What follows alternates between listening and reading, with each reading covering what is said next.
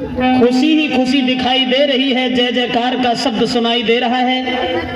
तब तक क्रोध निधान भृगुपति परशुराम का आना हुआ, और जब परशुराम ने भारी भीड़ देखी तो जनक से एक बात कही, जनक के जनक हो क्या कारण है, ये भारी भीड़ भाड़ क्यों है?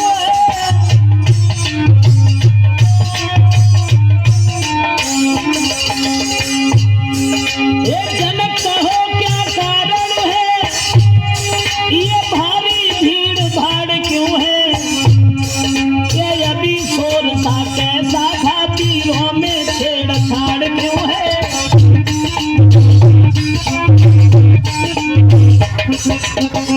परशुराम ने आते आते जवाब दिया है कि जनक, आज से पहले हमने तुम्हारे दरबार में इतनी लंबी भीड़ कभी नहीं देखी, क्या कारण है? और ये आवाज जो हुई थी, आवाज किसकी थी? तब तक उस टूटे हुए धनुष के ऊपर नजर पहुंच गई, और जब वो धनुष टूटा हुआ देखा तो आग बबूला हो गई। लाल लाल आंखें भई, गरमा गया शरीर, तेजस्वी तुझ ने तभी की गर्जना गंभीर। हाथ में फरसा उठाया और कहने लगे, जनक कौन था वो बहादुर जिसने भगवान भोले बाबा के धनुष को तोड़ दिया? कौन थी वो माँ जिसने उस पहलवान को जन्म देकर के सियाना किया, जिसने भोले बाबा के धनुष को तोड़ करके सीता जी के साथ रिश्ता जोड़ करके अपनी मौत को बुला लिया? बड़े बड़े बहादुर और परशुराम के क्रोध को निहार करके उनके पैरों पर गिरने लगे, बिना पूछे ही सारा परिचय देने लगे, और सबको दुखी देख करके, सीता को उदास निहार करके भगवान राम ने दोनों हाथ जोड़े और कहा कि माफ करना ब्राह्मण देव, धनुष तोड़ने वाला कोई गैर नहीं है, कि नाथ शंभुधन भंजन निहारा, हुई है ही को एक दास तुम्हारा।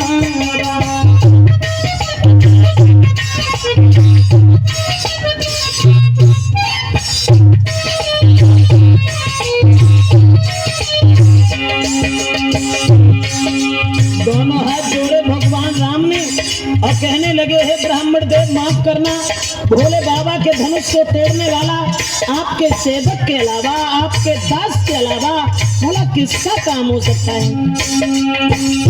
आयुष का है कहीं असीम मोई, सुन रिसाई बोले मन कोई।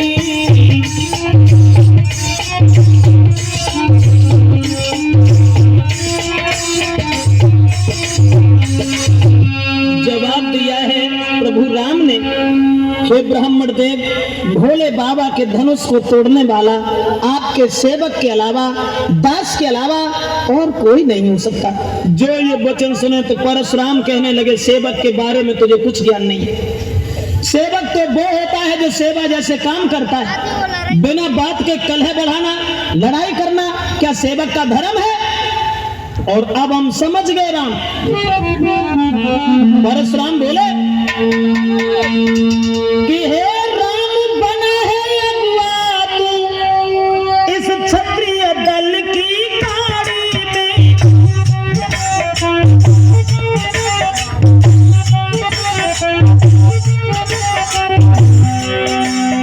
इसलिए मसलवा याद आई, तिनका है चोर की तारी।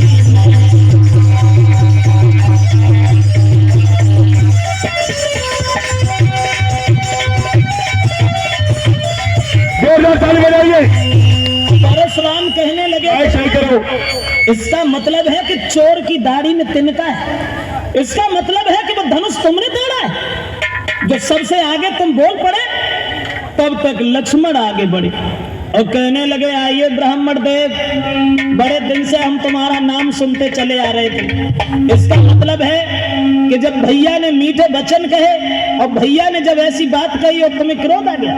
लेकिन परशुराम बोले, सुख का संवाद कभी दुख का कारण परशुराम और मीठी बोली के कारण ही तोता पिंजड़ा में आता है।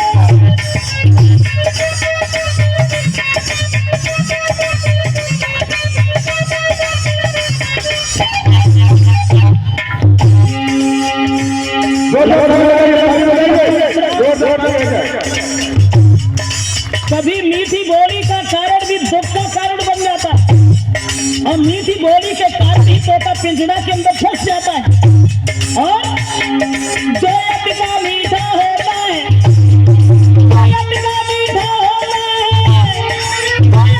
मीठा होता है, और अत का मीठा गन्ना है कोल्हू में पेला जाता है।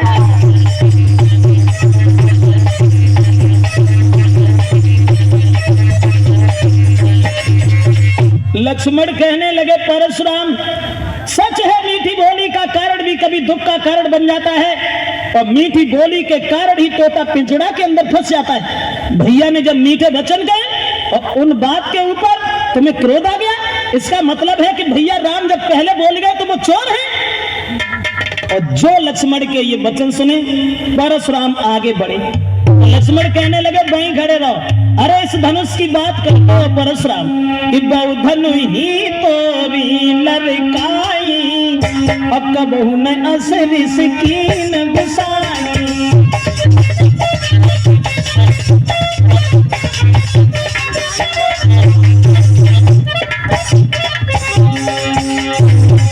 लक्ष्मण कहने लगे ब्राह्मण को, अरे खेल ही खेल में ऐसे धनुष न जाने कितने टूट गए और तुम्हें कोई कभी क्रोध नहीं आया।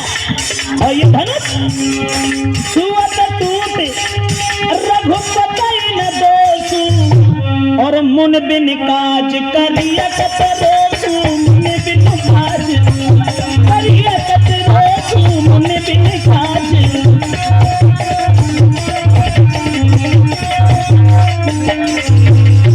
लक्ष्मण कहने लगे बीरबल, ऐसे धनुष न जाने कितने टूट गए लेकिन तुम्हें कभी गुस्सा नहीं आया।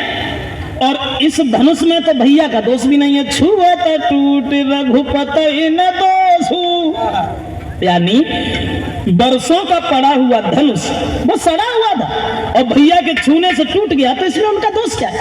और जो इतने वचन सुने तो फरसा उठाया और परशुराम कहने लगे, क्यों रे मूर्ख बालक, हम जैसे क्रोधी महात्मा के सामने अब तू आंखें निकाल के बोल रहा है। रेलप बालक काल बस बोलत तो न संहारे, धन ही समत्र पुरार धन विविध सकल संसार। जवाब दिया है उन धनुषों के समान ये धनुष था। तो लक्ष्मण कहने लगे परशुराम, लखन लाल ने अब कहा और कर कछ मत मुस्कान, धनुष हमारी राय में और सब ही एक समान। परशुराम कहने लगे, क्या उन धनुष की तरह से ये भी धनुष था? ये महात्मा दधीच की पेनाक की हड्डी का बना हुआ धनुष था। इस धनुष के ऊपर अधिकार था भगवान शंकर का। धनुष तोड़ने वाले को मैं जिंदा नहीं छोड़ सकता। लक्ष्मण कहने लगे, हे ब्राह्मण, तुम्हें मालूम है श्रीमान तेजस्वी ब्राह्मण है, इसलिए मुझे ये कहना है, और ब्राह्मण भूषण क्रोध नहीं जो महाराज ने कहना है।